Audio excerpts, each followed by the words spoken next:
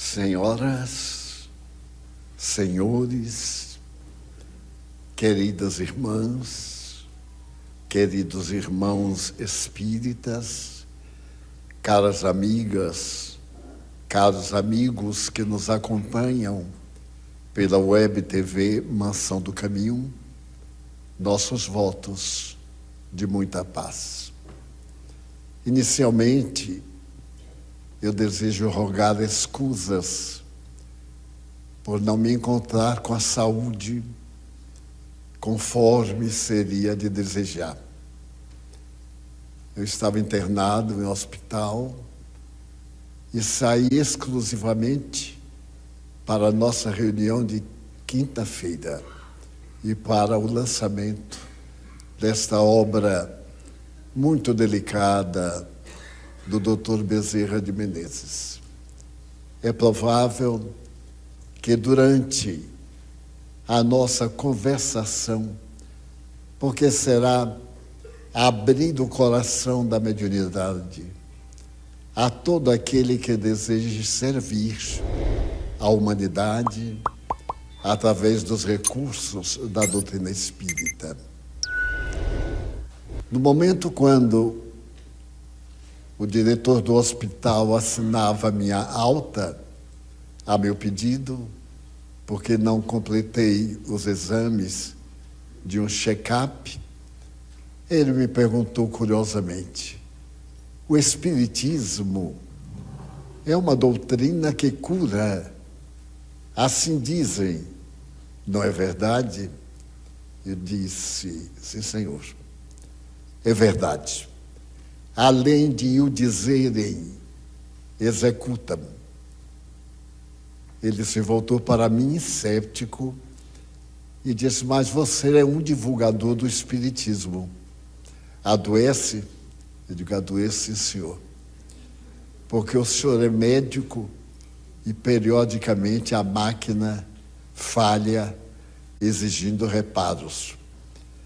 Existem reparos de natureza psíquica, mas existem também de natureza física, transplante, transferência de órgãos e várias outras tecnologias hoje da inteligência artificial.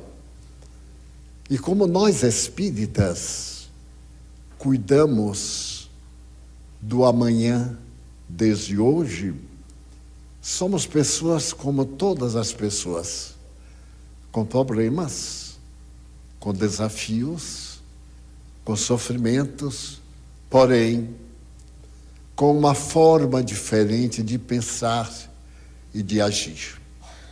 Enquanto a maioria se desespera e busca as terapêuticas psiquiátricas, psicológicas, tradicionais, nós vamos diretamente ao terapeuta fundamental, que é Jesus Cristo, e esperamos que ele faça aquilo que esteja dentro do nosso mérito.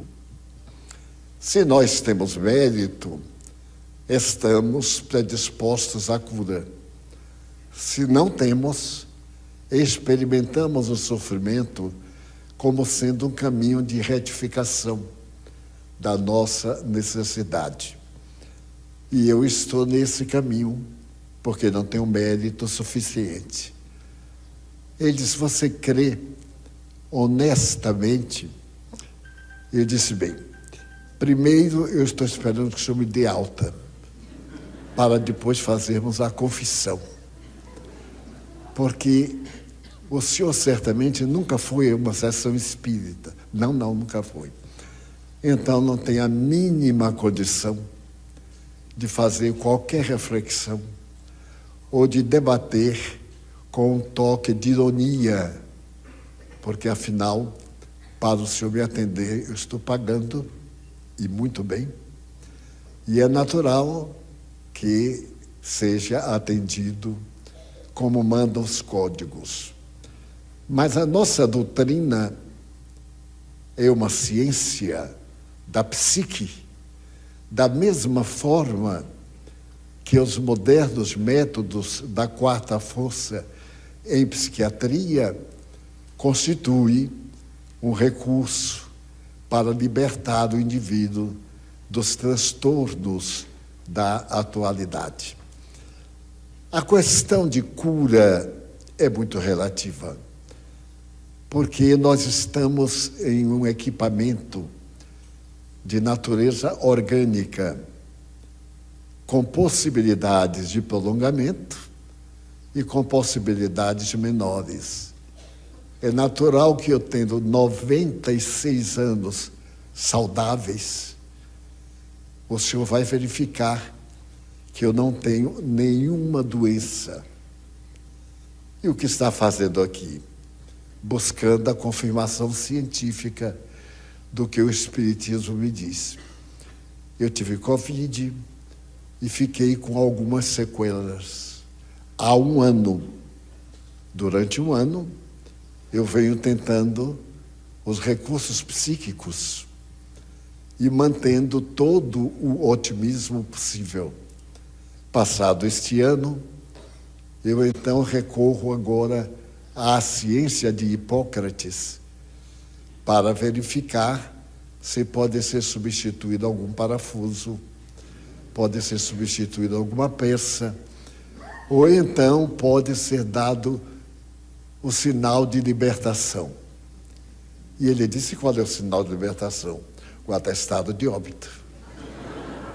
Ele disse: e não tem medo da morte? Eu digo: como eu posso ter medo de uma coisa que não existe? Existe a desencarnação.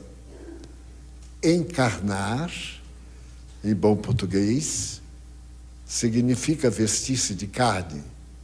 Desencarnar significa desvestir-se de carne. Agora, viver e morrer são duas coisas diferentes. Viver biologicamente e morrer biologicamente. Porque a vida continua. Ele então sorriu e disse: você fala com convicção. Eu digo: o senhor vai me desculpar. Pergunte diretamente o que o senhor quer saber. Porque o senhor sabe que eu sou médium e essa conversa toda é uma preparatória para um teste de mediunidade. Por exemplo, o senhor quer saber se seu pai, que desencarnou, se continua vivo. Ele está aqui me dizendo que sim, que ele continua vivo e que já lhe deu muitas demonstrações, inclusive que o senhor perdeu o primeiro vestibular e quis abandonar. Ele, então, através de um médium, insistiu para o senhor fazer o segundo vestibular. A contragosto, o senhor fez o segundo vestibular e perdeu. E ele insistiu para o terceiro teste. E o senhor já estava cansado, já estava velho, tinha 25 anos. Fez o vestibular e perdeu. Ele disse: o êxito está no próximo. E o senhor respondeu que não ia ter próximo. Ele disse: vai ter próximo e vai ser um excelente médico, porque é de excelente caráter. O senhor fez o teste e passou. E ficou surpreso, porque desta vez esforçou-se menos. Porém, o emocional estava mais tranquilo e mais seguro das suas possibilidades.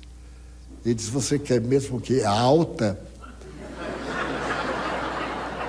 Eu disse: porque nós temos um lançamento que eu não posso faltar, porque é para nós um momento de júbilo.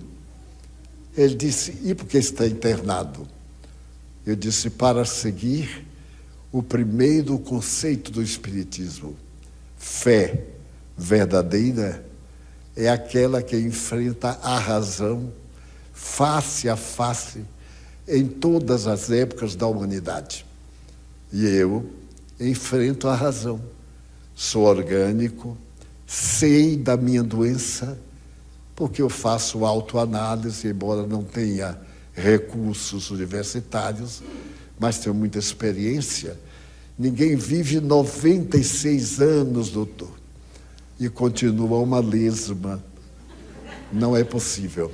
Eu tenho pelo menos a experiência que o senhor ainda não adquiriu com seus pacientes.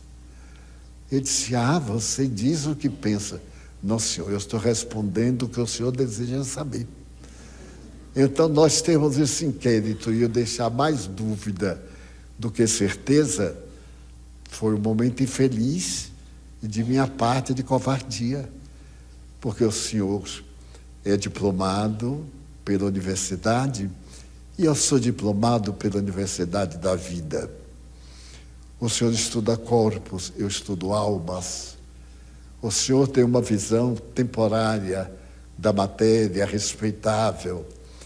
E eu, desde os 4 anos de idade, que transito por este mundo extraordinário da transcendência, este mundo da consciência profunda da imortalidade. E ficamos amigos. Então houve risos, não houve ranger de dentes, houve abraços, e ele disse: depois que cumprir o seu dever em Salvador, venha terminar os exames. Eu disse: já terminaram, porque a dúvida que eu tinha, o senhor vai confirmar dentro de alguns dias. E então, constatei tranquilamente, mais uma vez, a excelência de uma doutrina religiosa que ensina o indivíduo a acreditar-se em si mesmo e a realizar a autobusca. A visão moderna da medicina não é a mais de dar drágeas injetáveis ou outras. A inteligência artificial tem nos ensinado aquilo que Hipócrates já havia dito 400 anos antes de Jesus: não há doenças, há doentes. A questão é o conflito do cerne do espírito. Como naquela época Hipócrates não podia colocar noutros termos, ele estabeleceu que o corpo é a indumentária da vida para uma caminhada no processo da evolução. Ele então disse: o senhor conhece isso? Eu digo: meu Deus, está no livrinho. Então aí, como bom baiano, eu digo: está no livrinho que qualquer um pode ler. Eu também li. Não é proibido ler. Então nos tornamos mais amigos, mas não terei mais alta do hospital. Caí do 20º andar, agora não tem volta.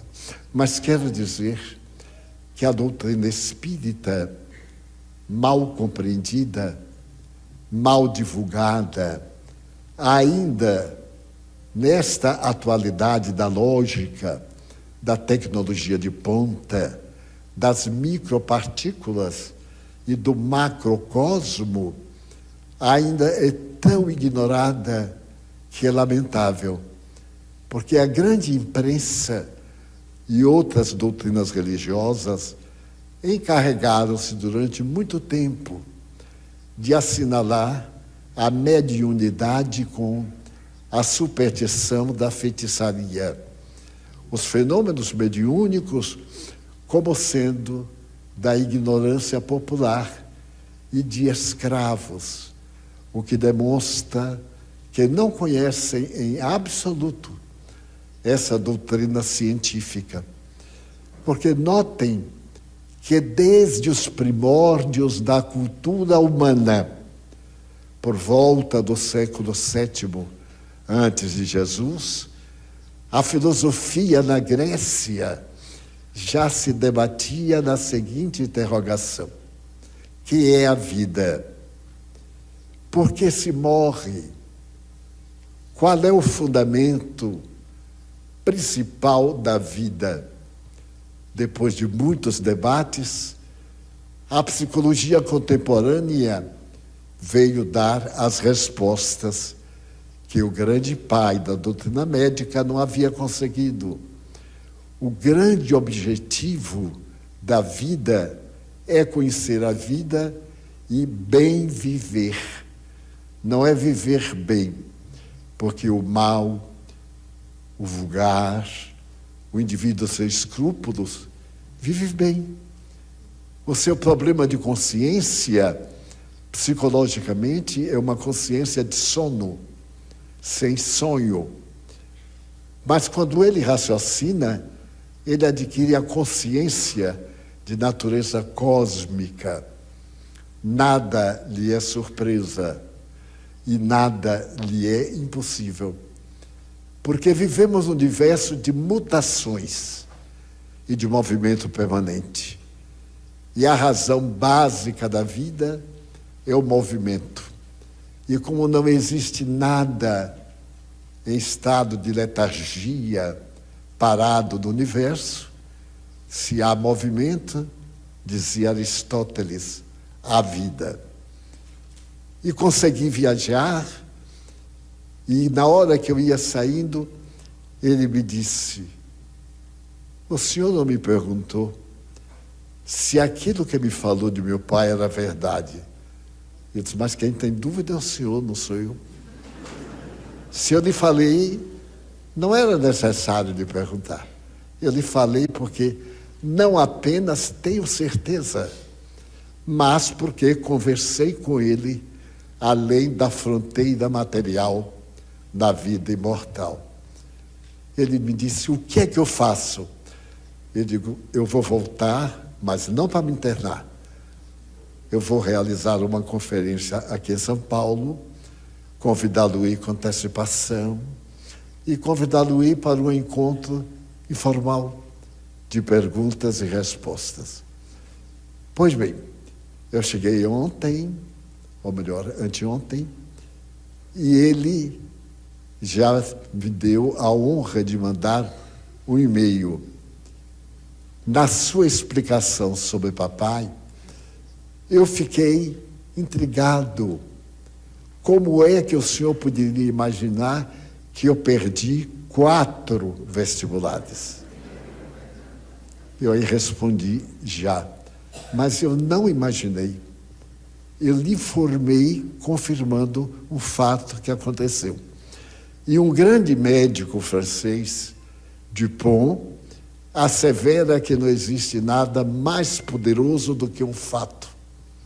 Um fato é uma punhalada na ilusão e na mentira. E o Espiritismo é uma doutrina que nasceu dos fatos, da comunicação dos chamados mortos aos chamados vivos. É o de que vamos cuidar.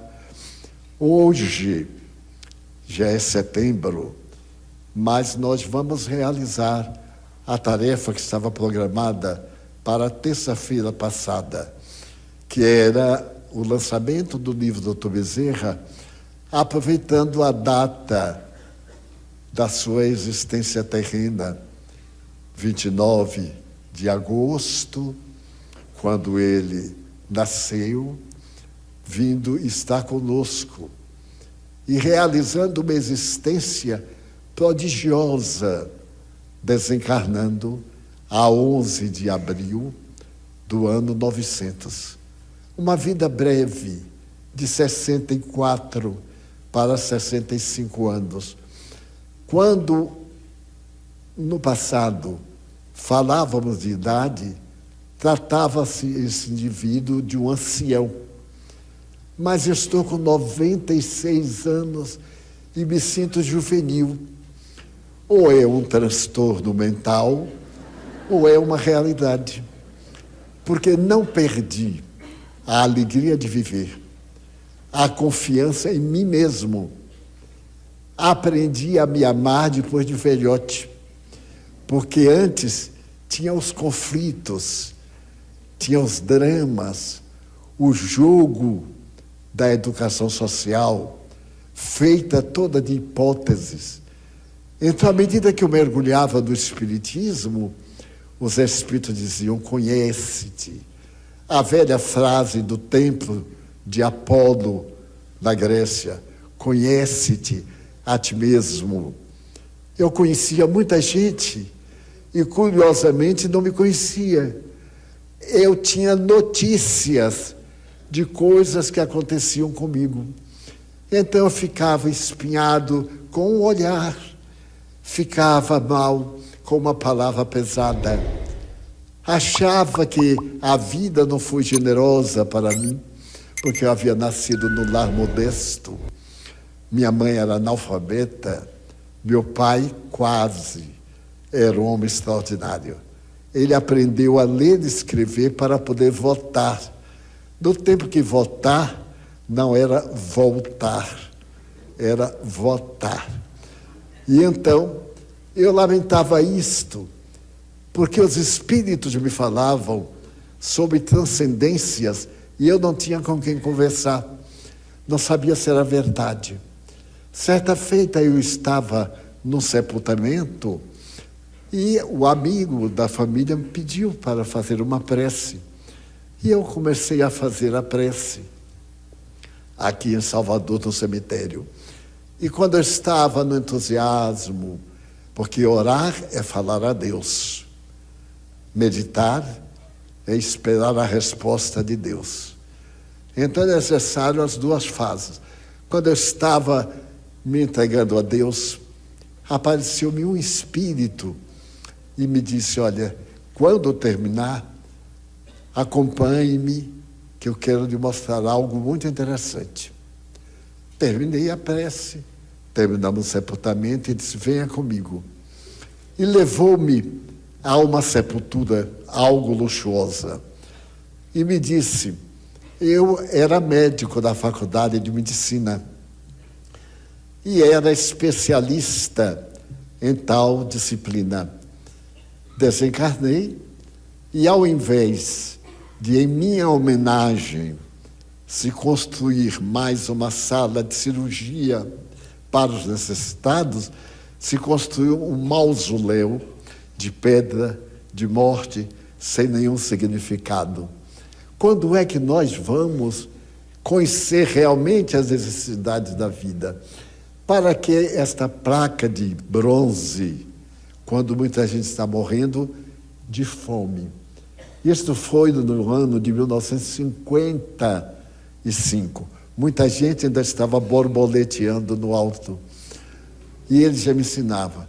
Ele disse: eu vou te dar aulas de química, de física, porque no meu curso de escola normal não tinha essas doutrinas. E eu, que era professor primário, perguntei: mas para que eu quero? Para que eu quero saber o que é água, o que não é água? Ele sorriu jovial e disse assim: primeiro, você me veio com água. Eu lhe mostro aqui uma água e pergunto: o que é isso? Você: água. Pode não ser. A aparência é. Esse daqui é H2O. E o que eu estou lhe apresentando é H2OS4. Aqui é água de beber. O outro é bem diferente, porque se trata de um ácido. Basta tocar a língua, já começa a destruir a sua vida. Então você tem que conhecer química para saber como são compostos os corpos, etc. E ficou meu amigo, declarou seu nome, a disciplina, referiu-se a muitos alunos que são hoje personalidades muito célebres, e me aparecia toda terça-feira. 1h ele me aparecia.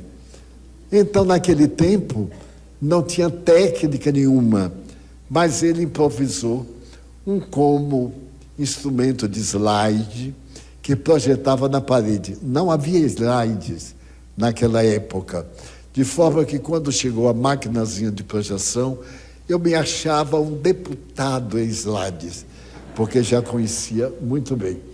Mas ele começou a falar, a dizer as palavras técnicas, e eu dizia assim: mas meu Deus, eu vou meter isto na minha cabeça, para quê? eu preciso de uma coisa que eu possa me empregar. Eu já estava empregado, porém, com um salário melhor. Não consegui um salário melhor nunca. Então eu me lembro de um fato anedótico de um amigo meu. Ele disse assim: Divaldo, quando eu era criança, eu tinha duas ambições: ficar velho e ficar rico. A primeira eu já consegui. Velho eu já estava, mas numa miséria de cortar o coração. Então eu queria as duas coisas. Muito bem.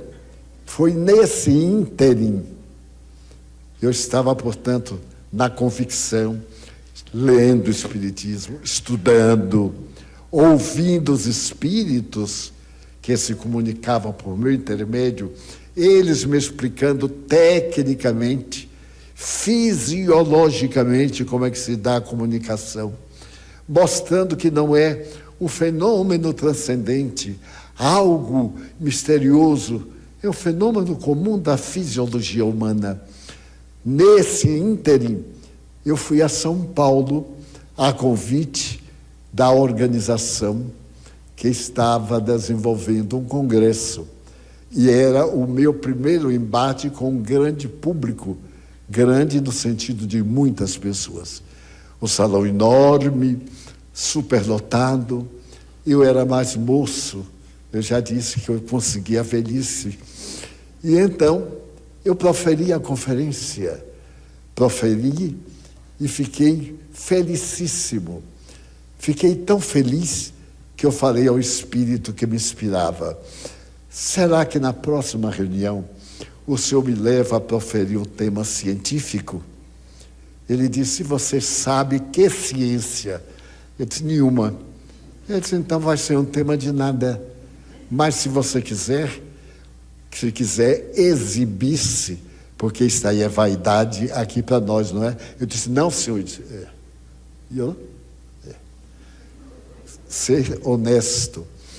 Marcamos para o domingo uma outra reunião naquele salão. Fui convidado e aceitei. E fiquei na expectativa. Vou fazer um tema científico. Na reunião, havia muito jovem. Quando falavam assim: eles são aqui da universidade. A universidade era o máximo. Se a pessoa passava do portão, já ficava sábio, da USP. Eu, que nunca passei em portão nenhuma, fiquei um zero à esquerda. Muito bem, chegou o dia. E o Espírito me disse: está preparado? Porque, meus irmãos, eu via uma fita de teletipo. Passava-se na minha vista e eu lia. Ia lendo. Se ela passava com velocidade, eu lia rápido. Se diminuía, eu ia, portanto, no ritmo da matriz da minha fita de teletipo. O Espírito me disse: nós hoje vamos falar sobre um tema muito delicado. O senhor conhece o evolucionismo de Charles Darwin, conhece a questão bíblica, o criacionismo, mas não conhece o transformismo. Eu disse: Ave Maria, o que será esse transformismo? Mas fingi que sabia. Disse: pois não. Ele disse: é com ele que vamos começar. Houve as apresentações, eu me preparei, tinha uns sinais que eu podia identificar que os espíritos já haviam chegado.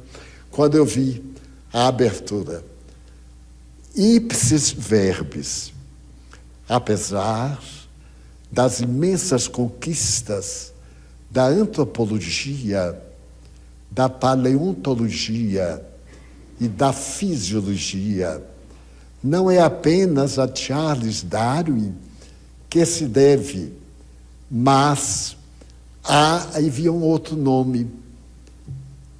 Eu sabia do nome, mas não tinha certeza.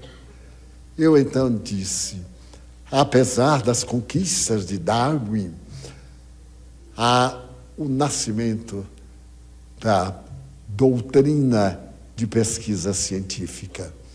E eu quero falar a respeito do transformismo, principalmente a respeito de um dos pais do transformismo. E então, continuei a falar. Quando eu vi aquele nome, eu caprichei na pronúncia. Caprichei e pronunciei errado. Aí eu ouvi dizer assim: burro. Dynamo Professional. When foot attacks strike back the easy way. Dynamo Professional. Its deep clean technology removes tough stains deep in the fibre. For superior stain removal the first time, Dynamo Professional. O nome é tal, mas eu não perdi a linha, isto é, tal. E aí eu falei, tinha 9 nomes. E digo, é falta de caridade. Alguns em alemão. Chegou em um momento eu dizia assim, meu Deus, em espanhol também. Mas como é? Aí o Espírito foi ditando palavra, eu dava uma pausa, ouvia o som, dizia e olhava assim para o pessoal da USP. Aí a USP levantava os ombros e dizia assim, está certo. Foi a minha primeira conferência. A partir daí, eu me atrevi a aceitar os desafios, desde que, me conhecendo as minhas possibilidades, conhecendo quais os requisitos para um bom fenômeno mediúnico, eu consegui desenvolver temas doutrinários baseados em Allan Kardec, o codificador, na mais moderna ciência e, digamos, e nas ciências que estão por vir. No fim, quando eu estava terminando, eu vi adentrar-se um senhor com a barba branca, uma roupa de linho no tom marrom, 3 botões e a mão aqui entre os botões. Ele veio andando, chegou-se bem a mim e disse, hoje nós vamos começar uma longa história. Eu estava ali entusiasmadíssimo. Eu disse, pois não, eu sou Bezerra de Menezes. Eu não desmaiei porque não me lembrei. Porque doutor Bezerra de Menezes se abalar para ir ao auditório e me dar uma notícia dessa, eu digo, deve ser alguma entidade que quer me levar ao ridículo. Não vou dizer nada a ninguém. Passei a vê-lo. Ele aparecia frequentemente, me dava notícias, algumas coisas históricas. Ele nasceu do Ceará, num lugarzinho chamado Riacho do Sangue. Hoje é um município que a CAPEM ordenou e transformou praticamente numa cidade. E então, ficamos amigos. Mas em mim ficou a dúvida, porque todo médium deve ter cuidado com seu próprio caráter. Será que eu estou em condições de sintonizar com os espíritos elevados? Porque a questão é, com quem andas corresponde a quem pensas. Se pensas uma boa coisa, atrais espíritos bons. Se pensas vulgaridade, atrais semelhante. Similibus curantur. A tese da homeopatia, semelhante cura. Então, semelhante se confundem. Os diferentes reagem e os favoráveis se interpenetram. Pois bem, viajo a Uberaba 3 meses depois. E lá em Uberaba, conversando com Chico sobre outras coisas, ele me disse assim, Divaldo, eu estou vendo aqui conosco o doutor Bezerra de Menezes. Eu devia dar uma resposta. Ele está me dizendo que não há nenhuma razão para você duvidar. Não se suponha uma pessoa de pequeno quilate. O que importa, sobretudo, são as intenções. Não adianta fingir-se de bom. ter uma conduta de tal ou qual forma e um pensamento de outra. Então ele vai escrever uma página para lhe servir de guia até a morte. E escreveu confirmação. Foi assim que eu conheci esse espírito maravilhoso que é o Dr. Bezerra de Menezes. Mas como biografia é muito monótono, eu vou salpicar alguns dados para quem não o conhece passar a amá-lo. Dr. Bezerra era um homem normal, um médico, foi político, exerceu função pública e tinha um consultório bem no coração do Rio de Janeiro, na rua 7 de Setembro. E atendia as pessoas, mas a área era de pessoas pobres e a maioria não podia pagar. Ele tinha família, morava na Tijuca e lamentava profundamente ter que atender aquele número enorme de pessoas na mais extrema necessidade. Então ele resolveu não cobrar, deixar por conta de cada um. Quando eu terminava a consulta, doutor, quanto é? Meu filho, você dê o que quiser. E foi desta forma que ele deu o primeiro passo da vida dele em espírito, porque ele sofria muito de erisipela e era homeopata. Morando na Tijuca, ele tinha um amigo que frequentava um centro espírita em Niterói, mas ele era católico, profundamente católico. E certo dia o amigo bateu à porta e disse: doutor Bezerra, eu vendo o senhor sofrer com essa erisipela, na sessão mediúnica de ontem, eu fiz uma consulta para o senhor, sem sua licença. O médium, descreveu o médium, muito bom, estava em transe e nos autorizou a fazer algum pedido. Eu disse da sua situação, do seu problema de saúde, e ele disse: não há problema, esse homem tem uma missão muito grande na Terra. Pedi um pedaço de papel e passou 2 homeopatias, porque o senhor é homeopata, e disse que use, que vai ficar bom em uma semana. Ele então disse: mal não vai fazer, porque a homeopatia não faz mal nunca. É uma bênção de Deus, medicina do futuro, já do presente. E então, ele fez a terapia. Do sábado, ele estava absolutamente curado. Então, ele ficou interessado em conhecer que médium era esse, o que era isso. O amigo levou ao centro espírita em Niterói. Ele estava lá com um desconhecido, era desconhecido de todo mundo. Quando o médium fez o transe, perguntou: Bezerra, o resultado? Muito bom, meu irmão, muito bom. Como está? Estou absolutamente curado. Pois bem, a partir de agora, eu vou me utilizar das suas forças morais para o inspirar nas terapêuticas, além do seu conhecimento. A partir daí, esse espírito passou a inspirar o Dr. Bezerra. E ele curava até com abraço. Ele é o pioneiro da técnica de abraçoterapia que surgiu nos Estados Unidos, em São Francisco, por volta dos anos 50. Ele foi do século anterior. Muito bem. Aí ele foi estudar.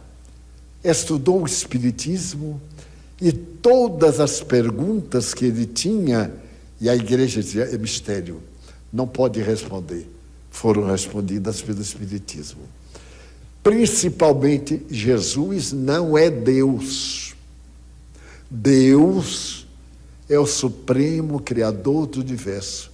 Jesus é o Filho de Deus, como nós somos filhos de Deus, mais evoluído do que nós em relação a um irmão nosso. Então ele foi de surpresa em surpresa e resolveu fazer um ato de fé no Salão do Rio de Janeiro, no Salão da Guarda Municipal, para 2.000 pessoas. No ano 70, ele fez um discurso que atraiu este público sob a repressão dos jornais da época. E ficou famoso. Começou a escrever com o pseudônimo de Max, M-A-X. E foi ficando famoso. Mas o seu dia foi quando uma senhora, ao seu lado, chorando, ele diagnosticou o problema e disse para ela, embaixo tinha uma farmácia que ela comprasse. Ela disse, mas doutor, eu estou morrendo de fome. Há 3 dias que eu não me alimento, nem de lixo. Ele disse que nunca tinha visto uma cena dessa e que a doença dela era mais fome, desnutrição do que outra coisa. Ele então correu os bolsos, não tinha nada. Mas naquele tempo, as pessoas usavam anel de grau. Se era médico, usava um anel com uma pedra verde.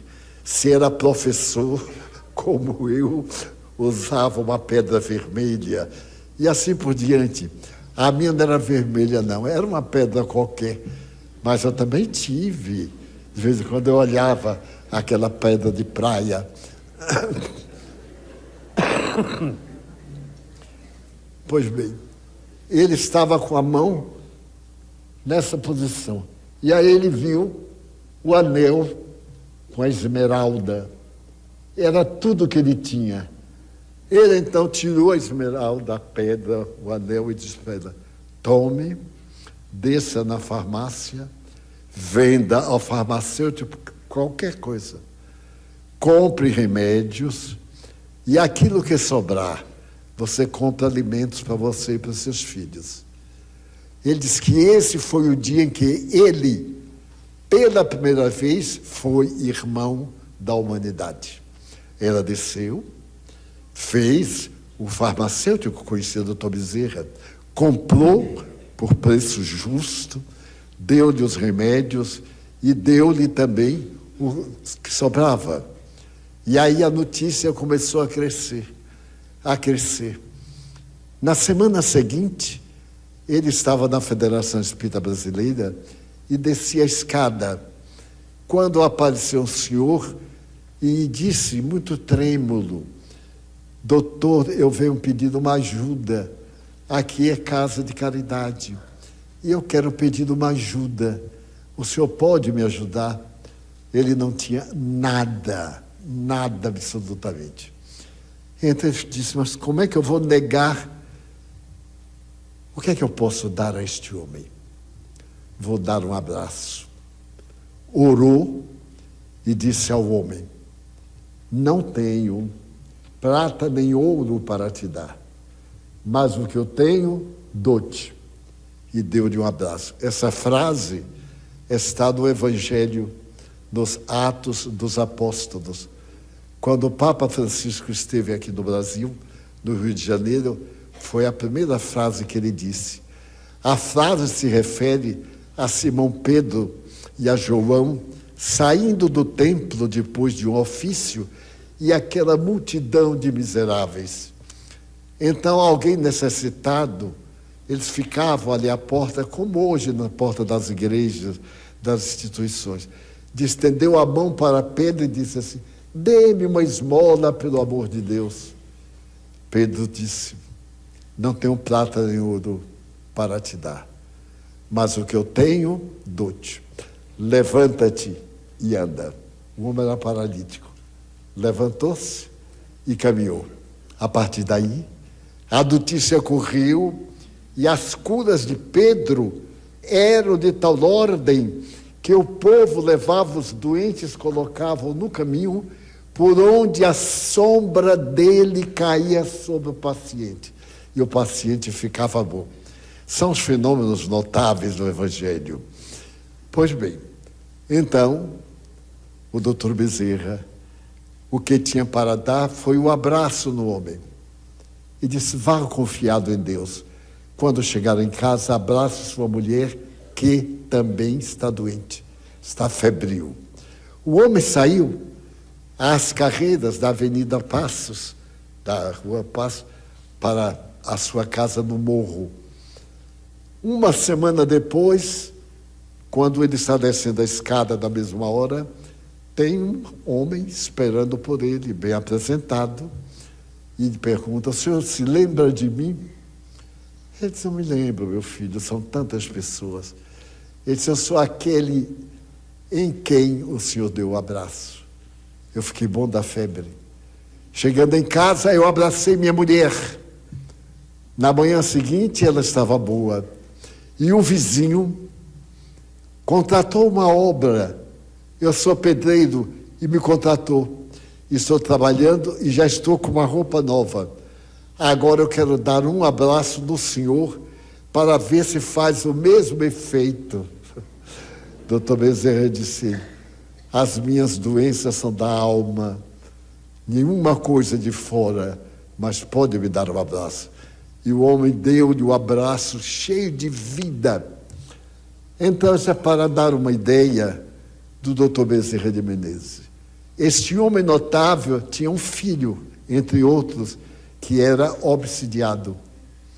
Apesar de ele haver curado milhares de pessoas, não curou o próprio filho. Por que não? Porque o filho tinha dívidas. E a função da reencarnação é reabilitarmos-nos perante a vida. Cometi erros, não serei punido. Reencarno-me para poder resgatar. Pratico aborto, então reencarno sem a possibilidade da fecundação. Cometo o suicídio através de uma substância que eu vou deglutir e reencarno com lábio leporino, com problemática do aparelho digestivo e assim por diante. Nas minhas vidas, eu me teria suicidado por volta de 1792. E então me havia suicidado jogando-me no rio. Nesta encarnação, eu sofri de asma, desde uma semana até os 15 anos de idade, dessas asmas que consomem a vida. E o Espírito me dizia, que felicidade, meu filho. Quando ele dizia, me arranje um remédio para eu poder respirar. Minha mentora dizia assim, que felicidade. Você está precisando de respirar, mas não teve compaixão de si mesmo quando matou por uma questão sem importância. Não há importância nenhuma em um indivíduo procurar o suicídio. É o maior crime perante Deus. Então está resgatando. Na hora que vencer o prazo, você fica bom. Pois, meus amigos, eu usei até asa de urubu em chá, tomando chá, essas coisas do povo, né? Uma asa de urubu torradinha, pisada. Só que eu não podia saber, mas é amargo, tomei. Uma semana, e minha mãe disse, meu filho, não podia revelar. Aí tudo isso é confusão do povo, você está tomando asa de urubu. Eu digo, mas que imaginação formidável. Se todo mundo que tem asma tomasse asa de urubu, acabava. Seria um desastre para nós. Pois bem, fiquei radicalmente curado com a marca. A minha marca é no aparelho fônico. Uma tosse. Eu tenho sempre uma tosse. Tosse quando é pobre, porque quando é rico tem pigarro. Né? Aí eu tenho um pigarro inglês. Eu acho tão... Mas quando é pobre, é aquela coisa horrorosa. Eu tenho. E é exatamente esta causa que eu estou procurando erradicar agora, na hora da morte. Pelo menos cantar assim, aleluia, bem na hora da morte, as pessoas chorando, eu também. Eu não sei se é de alegria ou de tristeza, mas vai ser aquele chororô e eu me despedindo. Deus há de me dar asa de urubu para viajar para o mundo espiritual. Pois bem, doutor Bezerra, é indescritível. Contou-me Chico Xavier que no dia 11 de abril de 1950, os espíritas disseram que ia haver uma reunião no mundo espiritual de altíssimo valor, porque os guias espirituais do Brasil iam oferecer ao Dr. Bezerra de Menezes uma homenagem. E o Chico estava convidado para ir em desdobramento. Esse fenômeno de desdobramento psicológico, da psicologia. Bom, e ele foi. Vou sintetizar porque é uma longa história. Ele chegou a um lugar de beleza indescritível, em plena natureza, com um auditório em forma do Coliseu, decorado, uma música de violino no ar e um coral sobre o Salmo 23 no ar. Eram 200 vozes infantis e haviam sido convidados para aquela solenidade no além 5.000 pessoas encarnadas e desencarnadas. Quantos de nós temos sonhos desta natureza e outra? Mas eles são desdobramento da personalidade. E o Chico foi.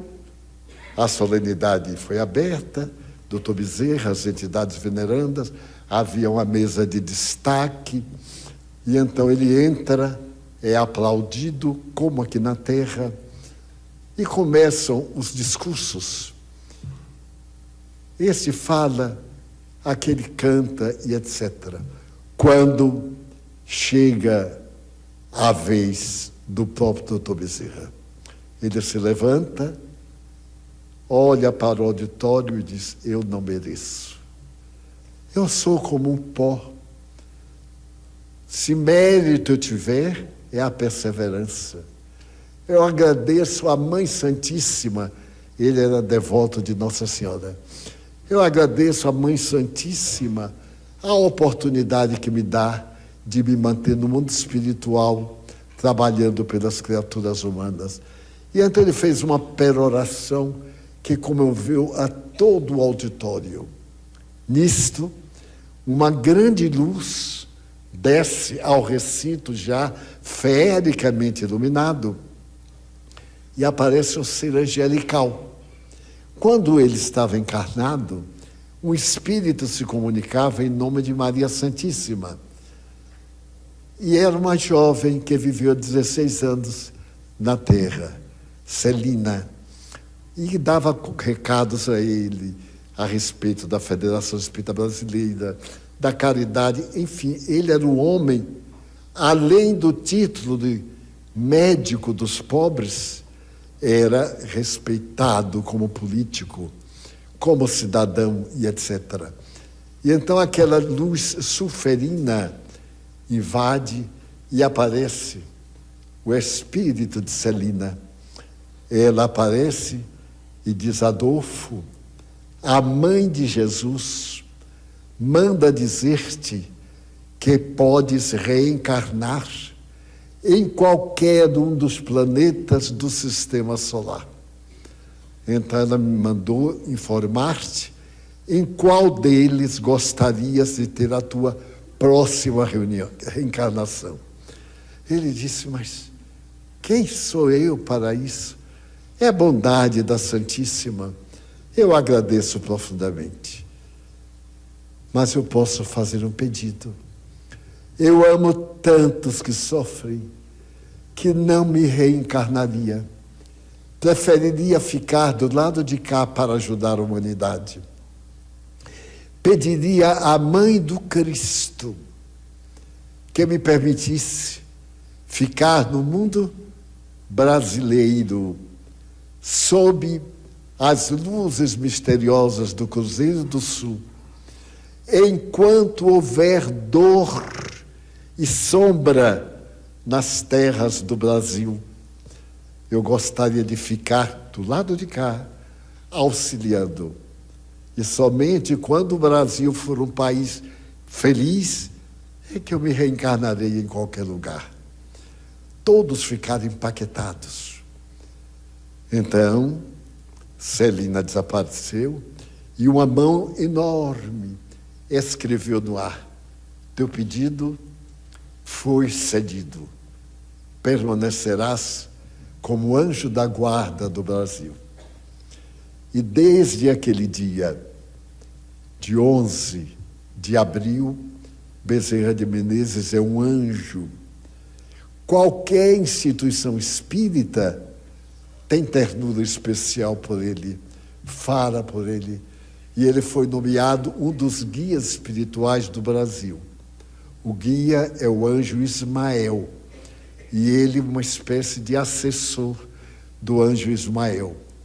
Porém, isso não é tudo.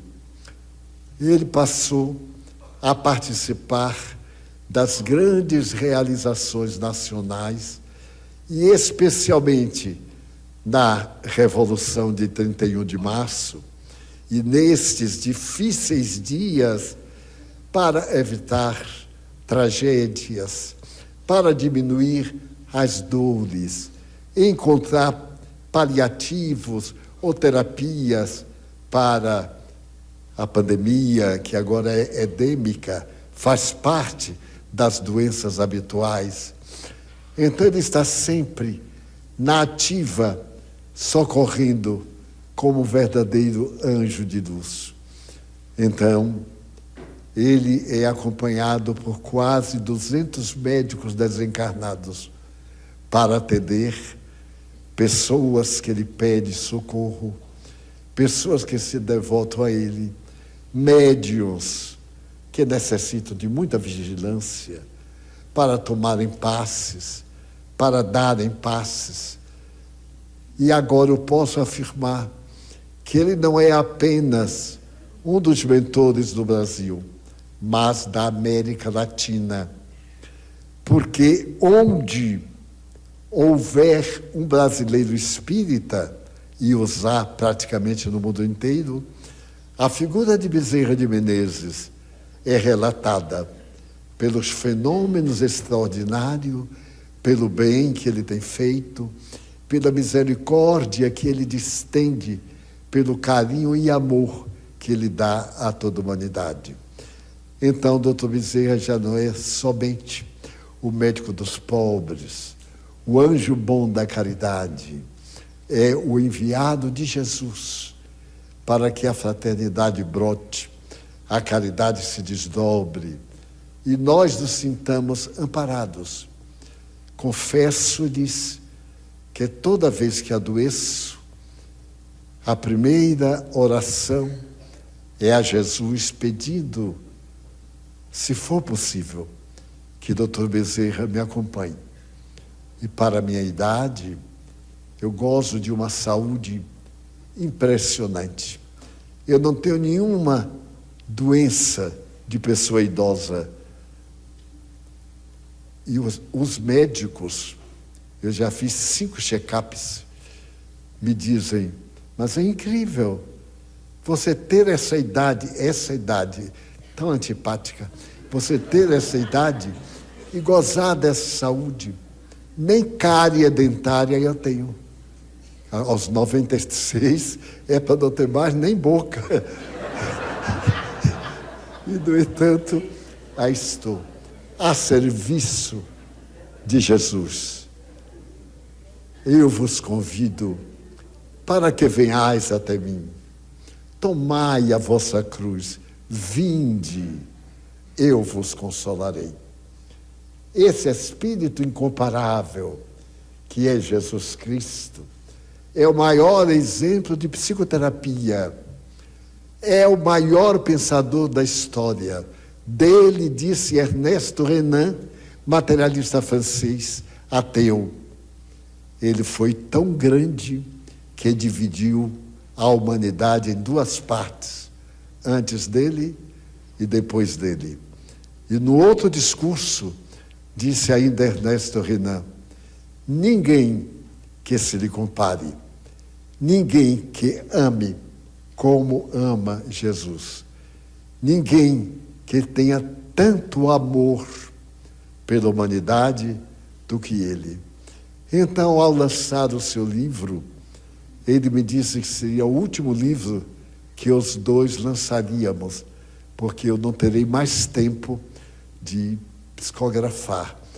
Aqui tem mensagens de quando terminavam as reuniões do Conselho Federativo da Federação Espírita Brasileira, ele vinha, falava, portanto, psicofônica, falava, eram naturalmente decodificada, outras vezes ele escrevia, aí é uma síntese, porque nós sempre precisamos de Jesus.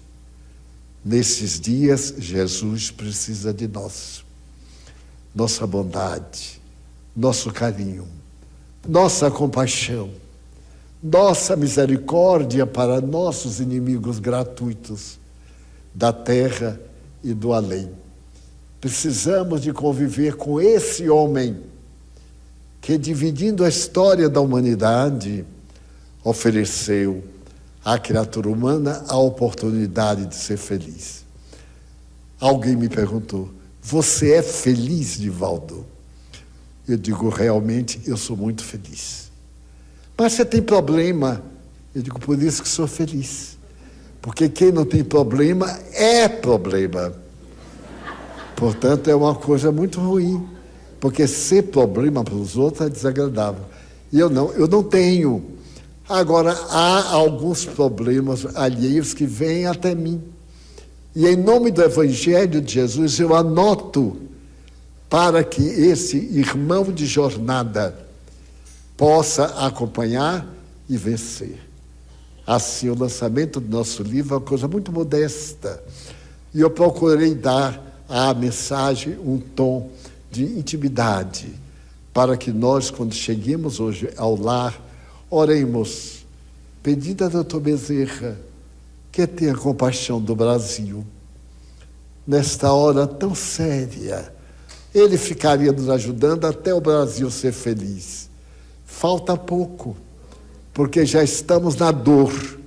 E a outra alternativa é a alegria, para que ele inspire as autoridades, para que ele nos tire tanto conflito desnecessário, para que nos dê a alegria de viver. Para concluir, eu diariamente, quando desperto, eu vou à janela e abro a janela para ver se estou desencarnado ou encarnado. Se a janela abrir, eu estou encarnado. E ainda hoje, quando eu levantei, eu dei uma olhadinha e fui devagar. Eu digo, estou em casa, desencarnar em casa. E fui, mas ela chegou a dizer assim, Divaldo, eu estou toda aberta ao seu coração. Eu disse, então, aleluia, que a nossa vida seja um poema à fraternidade, que a dor signifique um convite à reflexão e que tudo aquilo que parece o mal seja bênção hoje ou depois. Dessa forma, encerramos as nossas palavrinhas. Façamos uma oração íntima, agradecendo os bens da vida e dizendo a Jesus que nós chegamos aqui com uma porção de questões mentais e vamos sair um pouco melhores ante as vibrações afetuosas dos nossos guias, nossos familiares e da Mãe Santíssima que vela por nós. Nós te pedimos, Jesus, por nós próprios.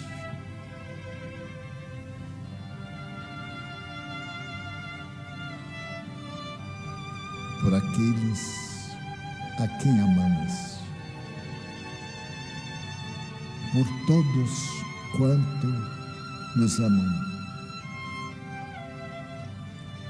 Nós te pedimos pelos nossos adversários que nos desejam mal, que sejam felizes e nos deixem em paz.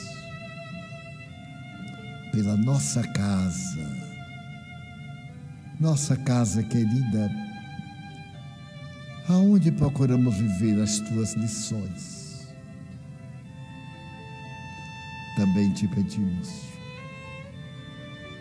em favor dos espíritos maus, que se comprazem nas perseguições ao bem.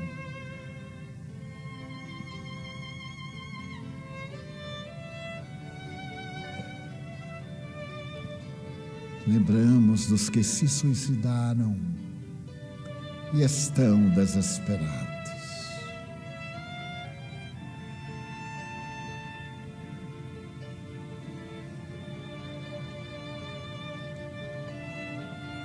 Nós te suplicamos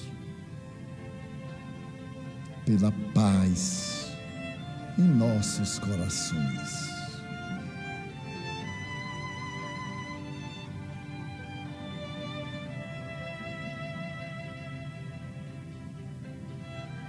Pela paz em nossa família, pela paz no Brasil e na terra. Abençoa nossa água,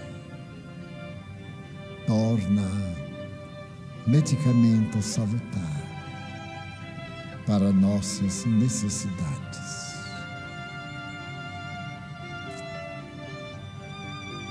Benditos os dias do Senhor. Agradecemos tudo esta noite, suplicando-te que nos acompanhes de volta à família. Em teu nome, recordando a paternidade divina e a Mãe Santíssima, pelos Espíritos bons que nos vêm socorrer, encerramos a nossa reunião com votos de muita paz.